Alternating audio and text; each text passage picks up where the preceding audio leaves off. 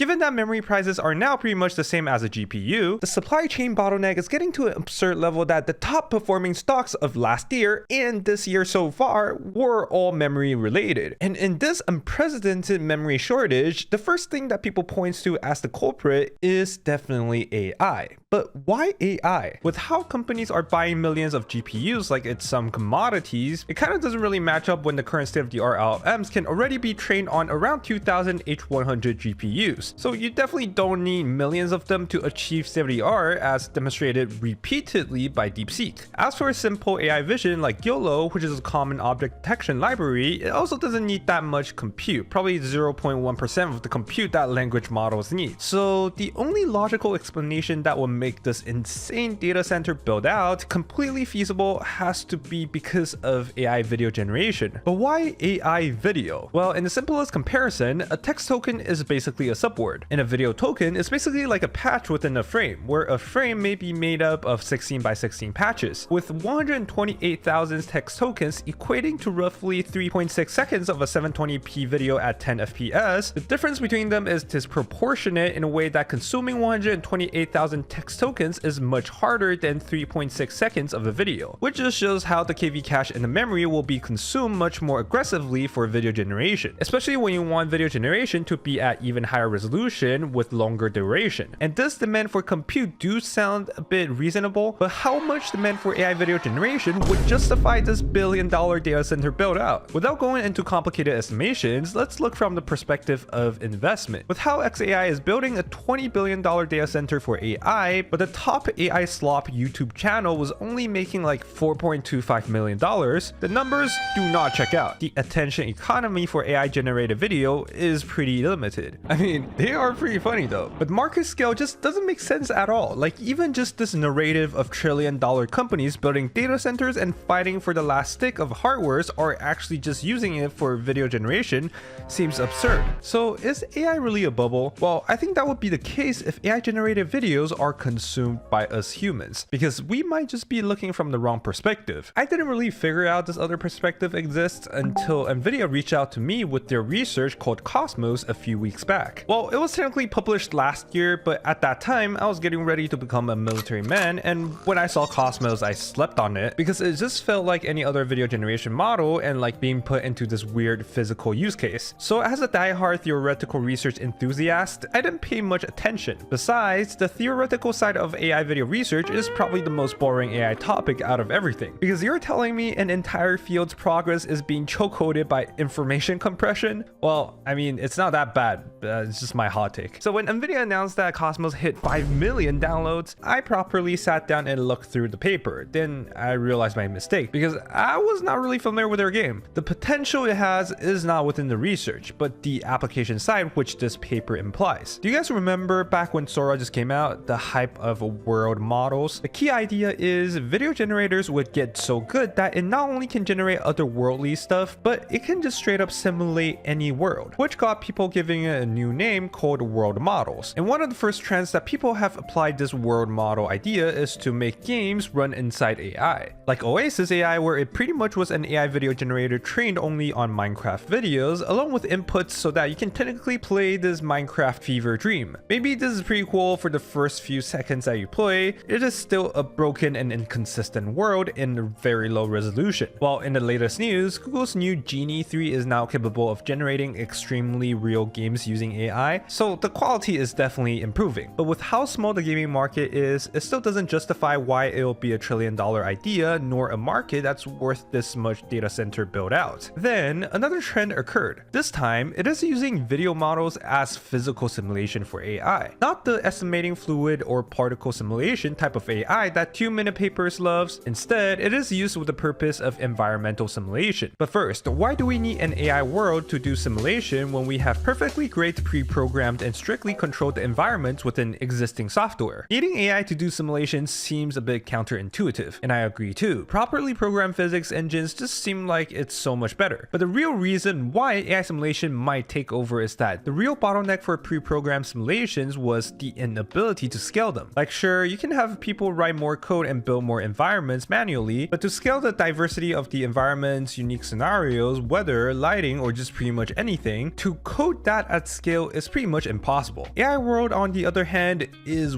way too flexible. On top of that, the budget is completely fixed too. You want a more complicated environment with more obstacles and crazier lighting? Well, you don't need to simulate those extra polygons or particles. AI just generates it with the same compute and same effort. So then you can put things like robots into these world models and generalize across these unstructured and perhaps even chaotic real-world scenarios. And different environmental settings are just one prompt away. Shuhong called this the ChatGPT moment for robotics, as the generative AI that is used to generate media for human consumption can now be consumed by robots for learning the real world, hence the phrase world model. This kind of makes the massive build out of new infrastructure and ecosystem a lot more reasonable than we expect. Another great thing about this is that unlike video generation that is made for human consumption, the priority for AI world model is no longer maximize perceptual realism, and instead physical consistency. The priority for a world model will be things like geometric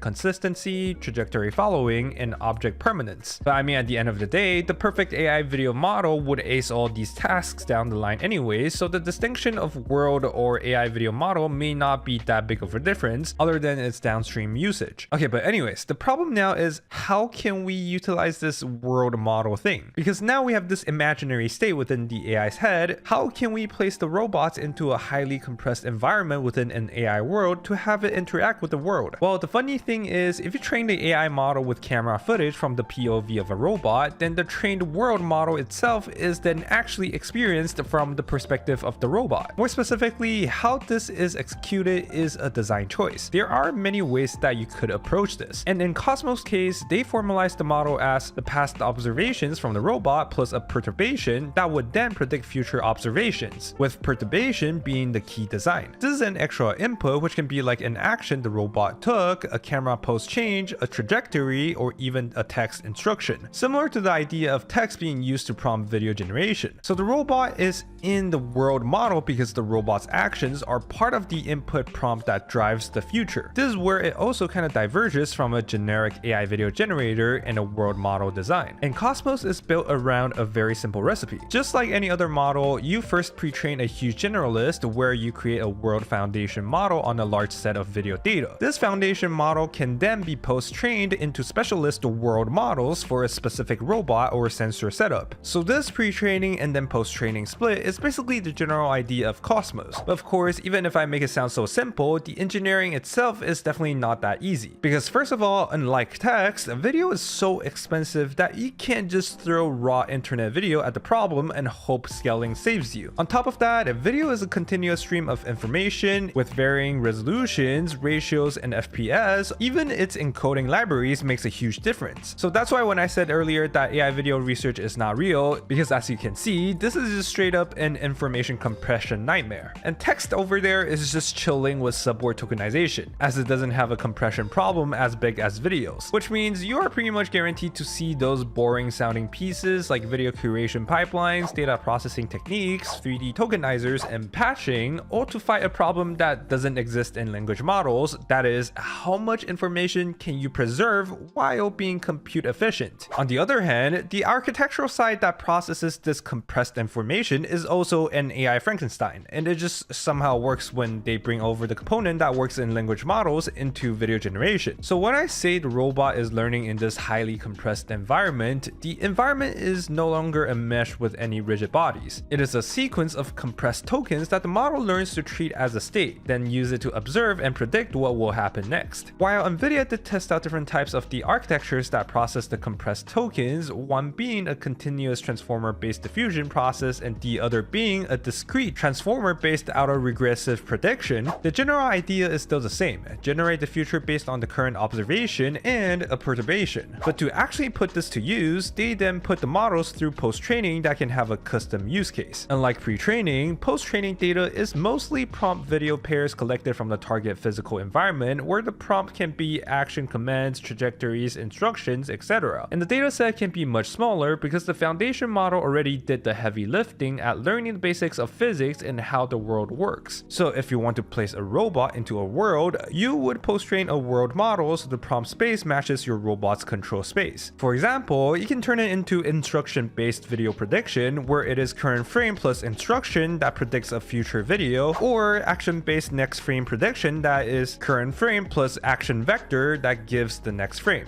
And given a sequence of actions, you can also run it out aggressively to predict a whole executed video. And all these ideas can be applied to multi-view systems like autonomous cars too, like a driving world model where the prompt includes trajectory and eco motion signals, and the output is a future rollout consistent with that setup. The same goes for camera control with camera pose as the prompt, so you can navigate inside the generated world by moving the viewpoint around. That's how post-training builds on top of the foundational world model for these custom scenarios. But in order for the actual physical robots to learn from the feedback within the world model, you basically need one extra ingredient. So a world model itself is not a teacher, but a predictor. So to turn it into a training ground, you have to pair it with either a reward module that evaluates what counts as good or bad, and a policy, which is the thing that would choose actions. Then using this setup, you run the usual reinforcement learning loop. So it proposed actions, roll out the model in the environment, scored the outcome, update the policy to get more high scoring outcome next time, and repeat. This specific RL pipeline is outlined in their latest paper called Cosmos Policy, as it discusses where to put values, rewards, and planning so the robot can actually improve in this world model. So we have this clean bridge that converts a world model into a simulation for robots to practice decision making in. And the amazing benefit of this is there is no longer a need to deploy a half-baked robot in real life just to learn, which can potentially harm the robot itself or even harm the humans around it. And world model do provide a perfect large-scale middle ground for learning in diverse environments, bridging the gap with the new and the production-ready robot. But all these amazing benefits still doesn't change the fact that the cost for generating videos is huge. For 3.6 seconds of 10 FPS 720p video, you need around 40 gigabytes of VRAM. And since memory is hella expensive, wouldn't the length of the simulation be too limited to do any actual simulation? So even after their optimizations, they were only able to get it up to around 121 frames. So if it's 10 FPS, then it's 12 seconds, and if it's 24 FPS, it'll be 5 seconds. That length is the practical reality of AI video generation. All other methods right now that can generate 1 minute or 2 minute long all have workarounds that keep the KV cache memory low so the memory usage doesn't explode quadratically. But for a world model, 5 seconds might just be enough though, because most real robot control isn't about imagining a whole minute in one go. It's about doing this loop over and over. And after a perturbation, you can also just keep regrounding it with reality. In Cosmos design, after you roll out a chunk, you can take the last few frames or the newest real frames and you feed them back in as the new past video, then generate the next chunk. And that's literally how the model is conditioned in the first place. And this is why the short horizon of world model is not automatically a deal breaker, as you can also re-observe, re-encode the state, and replan. So whether the big companies investing in data centers realize this or not, these GPUs can actually all be used to simulate robotics, autonomous driving, and many more. Even if in the end, Elon's data center is not used for LLMs, it'll all probably be used for training robots or self-driving. So world model do make more sense financially than AI generated videos, because the world model potential will touch on the automotive industry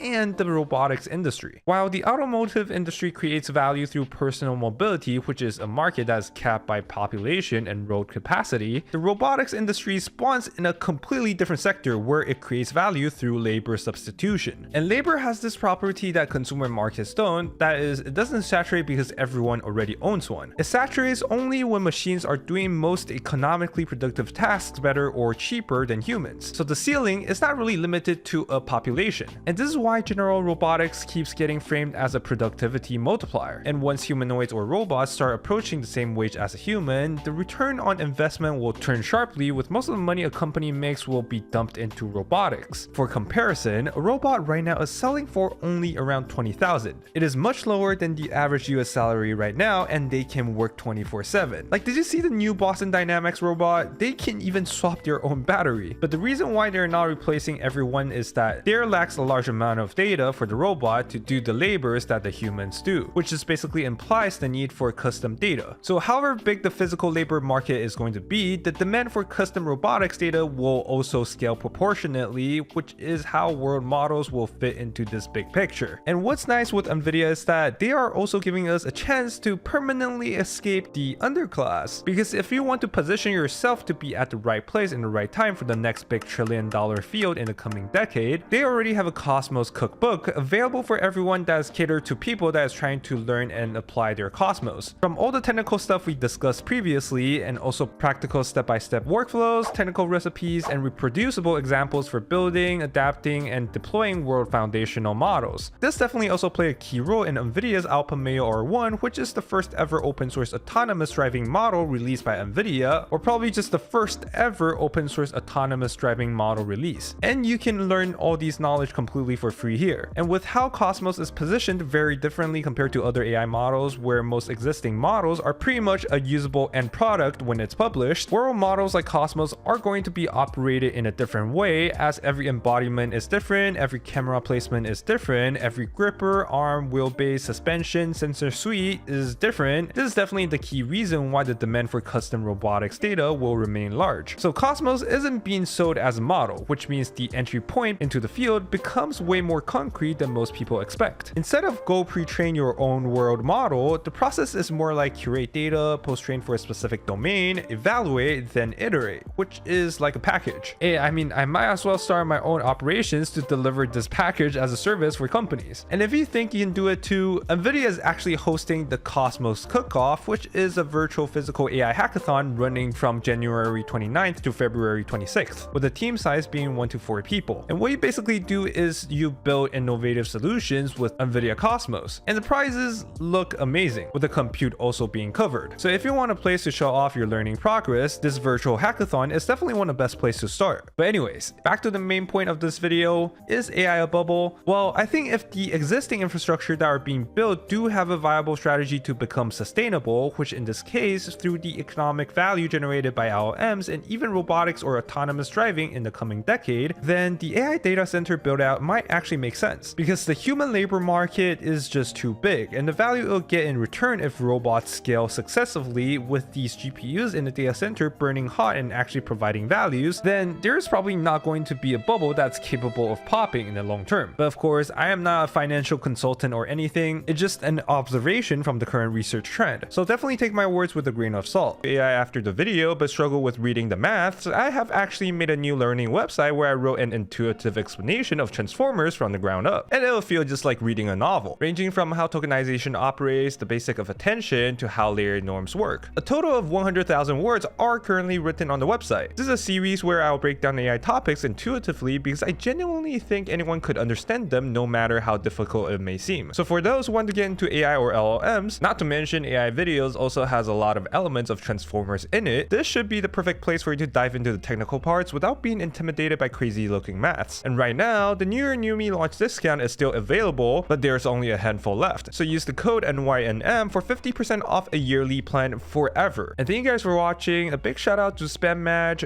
Chris LeDoux, Deagan, Robert Zawiasa, Marcelo Ferreria, Poof and Inu, DX Research Group, Alex, Midwest Maker, and many others that support me through Patreon or YouTube. Follow me on Twitter if you haven't, and I'll see you in the next one.